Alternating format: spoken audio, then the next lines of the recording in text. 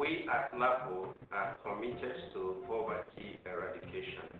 We equally believe that the battle against poverty requires the effort of everyone. We are saying now, trafficking is evil. Do not allow any of your children or relations to be trafficked.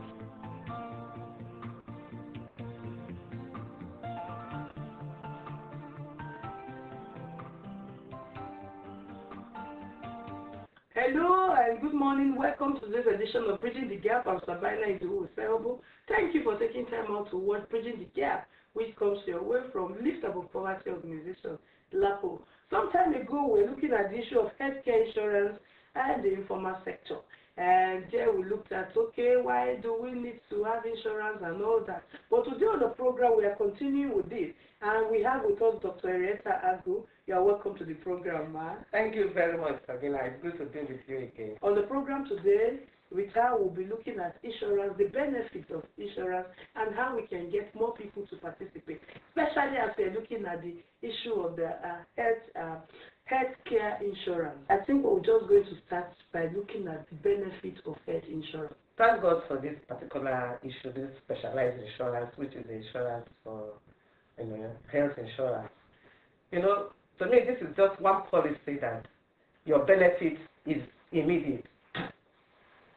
What I mean by immediate is that for health insurance, you don't have to wait until you die, or until your car is burnt, or until your car is stolen before you get the benefit. This is something that you can get instantly, in the sense that once you get registered with yourself, your husband, maybe some members of your family, any of them can be falling ill at any time, and then you have opportunity to see a GP immediately, and at the same time you buy drugs at 10%.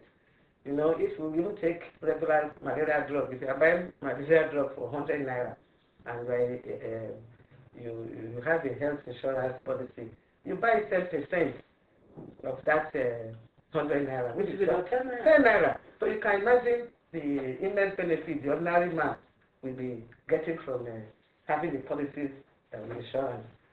Some people have said that one of the reasons why it's not working in the informal sector, or why it is working in the government sector, is because that they are organized and government is able to enforce it. So, but for other people who work in private places, how can we ensure that they also buy into it, especially for people who work for themselves? My first recommendation would be that first, other tiers of government should key into this health insurance scheme, so that the more people get involved, the more scope we are able to cover. Now, for the informal sector, we can get involved in so many ways, in so many ways, because even the private sector, there are so many health management organizations around the whole thing, in which any of the private sector can, collect premium and give premium to be able to provide this insurance to people. But for us, the ordinary people, those of us maybe pensioners and all, we can, for the person, we can, with little premium every month, we can even get involved in this health insurance. Because not every month you are sick, but the month you are sick, you have where to go to. And there are other areas where I think we can, because for it to work, in some other countries, especially in industrialized countries, you find that it's those who are working who provide funds to cover this health insurance for other places. Like I said, in a place like Britain, and then you can use the tax system to be able to get people, fund this health insurance scheme for our people. Now, thank God the district government, they are trying to introduce tax for this housing policy. The one that can benefit people immediately is the health insurance. We can use direct tax funding to be able to fund this case. In that case, everybody in the state will benefit. You can go to any hospital where you are treated, you buy drugs at hospitalized ways. So then, of course, in some organizations like yours, we can have donor agencies who will be able to help to some particular, like women groups. We can queue into these health insurance policies by using donations from donor organizations. We can organize, we can write proposals on health issues, and say this group of women can say, well, we want to provide insurance for them for this particular period. And I think with that we'll be able to bring health facilities to the people. You said that it is possible for even to use the women group, like even the Market Women Association, to go to them and get them using the daily tax or something to be able to get, because we are trying to look for ways that we can enter to ensure that people are contributing. Women groups, if you want information fast and use the women. And if we can use, there are various women groups, both educated one and non-educated one, we have village groups and all of them. So if we are able to touch them, sensitize them, and get them to queue into this health insurance, it will help, especially in the informal sector. Let's look at the issue of policy generally. What is your take on the regard? What we tell our policymakers, what can we do in that arena, apart from legislation, to make sure that people are able to benefit, key into this?